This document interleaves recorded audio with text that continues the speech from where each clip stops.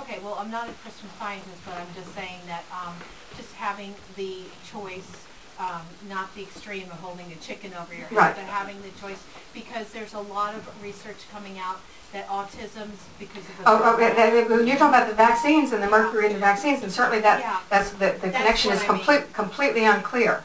You know, and John, I have to tell you, John has been incredibly aggressive with respect to autism, and he was one of the original co-sponsors of Fragile X legislation in the United States Senate, because this has been something and this is clearly something that needs to be closed down, and people's fears about the increased prevalence of autism. Is it identification?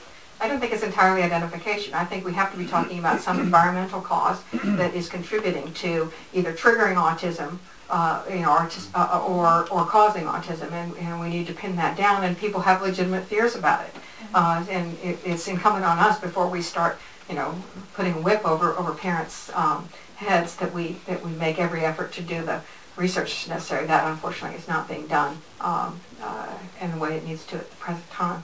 But I expect that to change. I want to say one other thing about autism, and that is this is another example of John's being a doer rather than... So this is something he's been concerned about for some time. He's been on the board of the Frank Porter Graham Development Center, which is a great idea where you have a center that deals with kids with developmental needs, a public facility where any child can go. It is attached to our children's elementary school, so that when they become highly functioning, they can mainstream for some or for all of the day and still get their services at that development center.